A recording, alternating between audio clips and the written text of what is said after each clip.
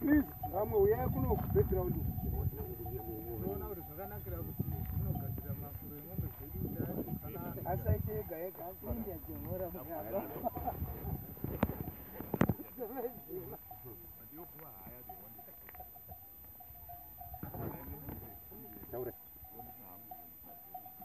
Tinoitira kuti ufuro hwemombe dzedu huite zvakanaka, mombe dzedu dzigovana chokudya, tichitipa kuti mombe dzedu dzisangane nemabhuru dzichiberekana dzichiwanda. Saka tinoona kuti purogiramu iyi yakatinakira.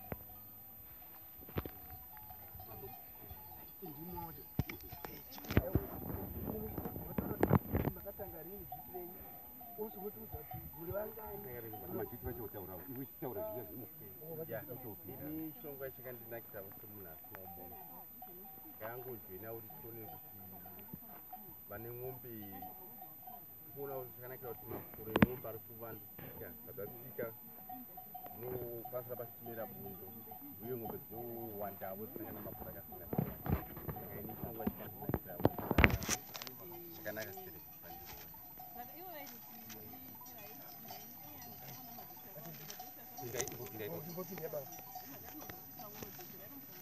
Ini ndinofarira chirongwa ichi zvikuru. Ndinonzi Francis Muchero Gozhoro, ndiri weVidco 4 Mazireva. Ndiri munhu unofarira zvikuru zvechirongwa ichochi. Unouya unenge achisaririra pachirongwa chakaita saichochi. Ng'ombe dzinofanirwa kuve ng'ombe dzinojairana, dzigove ng'ombe dzinofamba muzvakanaka, dzigove ng'ombe dzinoti isusu kana kwadzinenge dzichifura kwadzinenge dzisati dzichanofurira ikoko, dzinenge dzichiita bundo rimwe rakawanda ikoko ukadzobva uku dzozochinja uku dzichinja uku, dzinowana kuno ufuro hwakanaka futi dzichigara dzakangosimba nguva nenguva. Panouyo munhu unenge achitiye iyewo tiye ng'ombe dzake hadzidi kuti dzisangana nedzenedzidzi dzinoenda kuku, unoda kuti ng'ombe dzake dzinde dzinofura kwadzo. Achiita imwe soil erosion inenge ichiitika kune kumwe saidi, haasi munhu ari muchirongwa, munhu unofurira vamwe vanhu vanoda kuita zvirongwa zvakanaka. Uyezve tinofarira chirongwa chavamugweni. Vamugweni ngavarambe vakashinga, nokuti uku ndiko kutanga kupinda mungarava kunofanira kuve kunozikamwa nomunhu, kuti munhu mungarava ava vamugweni vanotovepo nokuva munhu une chirongwa chokuti unozopa munhu mubayiro wake pane uyo unoramba akashinga akabata. Kana ukasarira sure uchiti uchipinda uchibuda uri mupfuriri, ramba wakashinga ugowana mubayiro wako wakanaka. Ng'ombe zvose zvichagara muzvakanaka zvisina kana chakaipa. Pedza zvangu. Inda mugara yanova mudhara.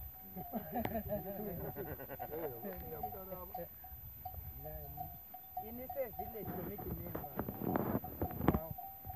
ndinoda kutendavo vamugweni kutanga nechirongwa chedu chavakatirigira kudzidzisa ichi. Inivo ndakamirira zvangu vasina kudire vasina mombe. Chirongwa ichi ndakanzwa manyukunyuku pakakwikwidzwa raini redu repaZireva. Vanhu vevillage medu vakaratidza kufara chirongwa ichi pane mombe. Isiwo tisina ng'ombe tikajoina tichida kuona kuti chii chinonakidza machiri. Sekuti mangwana tigoonawo isina ng'ombe katai neng'ombe tigokwanisa kuchengetawo ng'ombe tigodzidzawo tochengetawo ng'ombe dzedu sei. Saka zviri kutifadza zvikuru. Tiri kuona kuti pavari kufudzira kuno ng'ombe, tiri kuona kuti kumwe kwavo chingoti vamwe chero kwavada kunofudzira, chero kwavada mumwe nomupa ada kufudzira. Izvozvi kwakachengetedza bundo redu rakura. Kwati kwakunhu kwanga chingoti nevamwe umwe nomwe kwada kufudzira, tiri kufudzira kunzvimbo 1. Ndokurudzira ng'ombe dzedu panguva dzino. Kumwe kwatisiri bundo redu rakura. Saka tiri kuzvifariravo zviri kuitika izvozvo.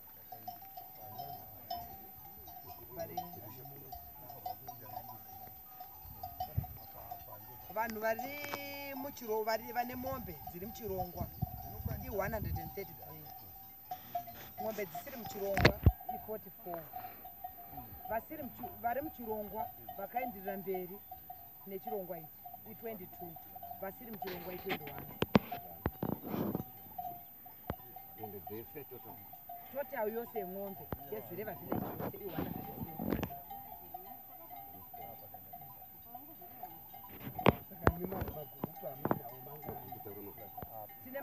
5 takatanga tine 6 takatanga tine 7 tikazoti pafirst round yedu tichida ma7 days 7 days 7 days saka pakauti tikaopinda pasecond round redu tave tikaita 6 groups tichinda tiri 4 ma7 days 7 days izvo zvitava muthird round zvekuinda tiri 4 tine 5 groups saka zvinoreva kuti vanenge vaenda 7 days vanogara 1 month 1 week vachiwa mabasa kumba kwavo nevakomana vavo vachiita basa ndinotenda zvikuru panjere moto.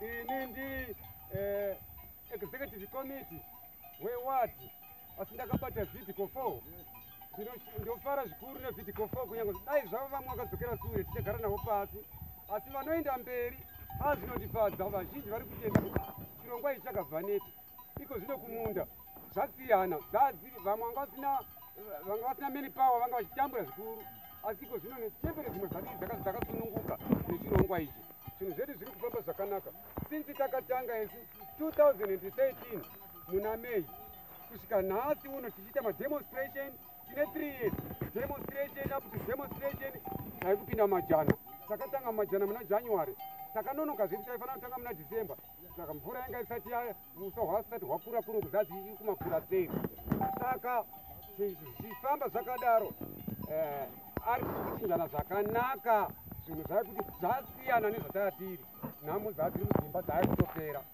ende vanhu vai kuzama kubatana vanhu vakanganisa zvavo ndavava vai kudzokera masure asi tichaita kuti vavuye zvakare vamwe vacho vari kuuya pane vaya vakanga vabuda saka hai ndinofara zvikuru nechirongwa chedu ndichedu zvondifadza zvikuru nditenda ivo sekuru vasose vakataura ivo kuti mukandibata zvakanaka esi kuno kwedu vasose vari vokwa vaira shoko kana tichita mutoro isu vaira shoko nyika inonditonga navamhari hatizoisi mhari mberi tinozotora vaira shoko ndo vari vomutambo womutoro kana tichipira doro redu munhu wese musiwo unenge achiyera shoko saka ndinotenda nasekuru vari pavari vakare sekuru vasose kuti tinotenda mbedzi tovera vapakuru murambe makadaro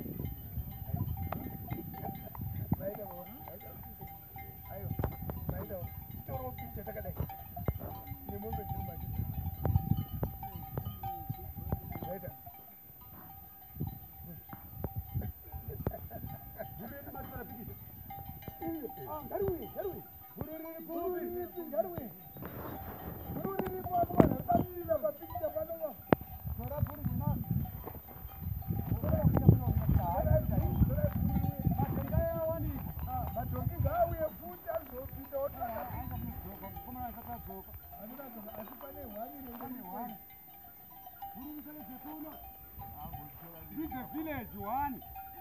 I one village. That's 177. Vakabuda vamwe kwasara 133 ndozave muground. Zimwe 39 vakabuda.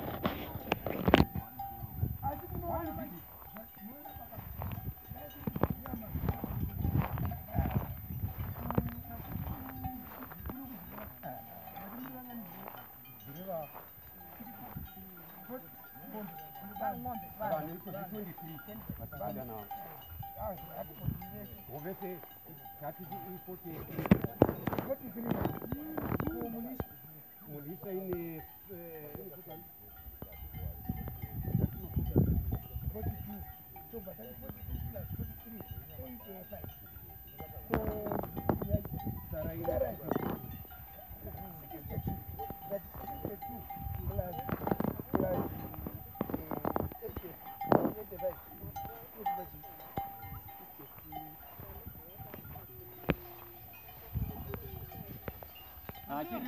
Tireka.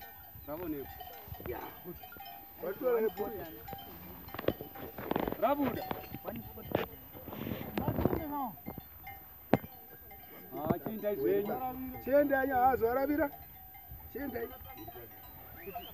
62 atati 85 plus G plus 62. Izvo 147. Amona 147. Ini anenge amavillage 400.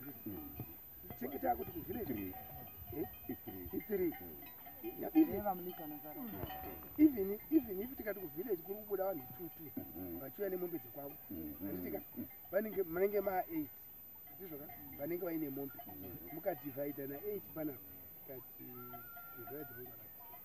divide by 8 but with them munoona kuti tongorava muno divide by 8 iri kutiburitsira 18 ka zvikureva kuti 18 weeks dzamuri kuita matso munhu vanhu 4 vanhu 8 avo vakauya ku1 week yavo 7 days vachazogara 17 weeks vasina kudzokera kujana Inokwenda kamuchete mpaka akowa.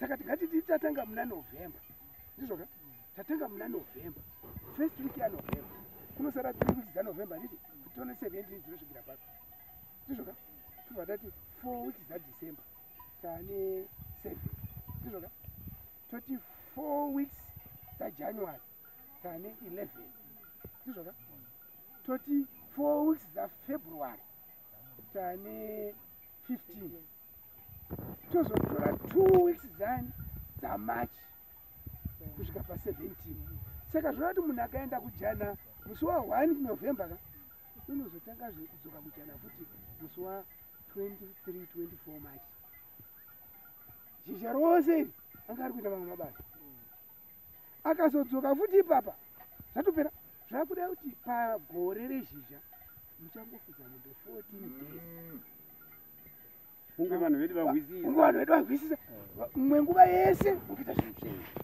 andikuzvona asiwo imi mukadzibatanidza mombe dziya dzikawanda dzakunemwetsindiriro yaziya ndoo yakawanda uswa hwenyu hwakusimuka uye imi munenge muchiti kana makuronga namajana munenge mukuti tikutanga nevajana nevanhu vekwazireva mombe dzose uko dzakubva uko nemombe nembudzi nemadhongi ari kuuya kuno kwazireva kune vanhu vane jana handitika dzakufurira dziri kwazireva kusvika vekwazireva vapera zireva mati kune 43 divide by 2 now notipani 2 into 42 21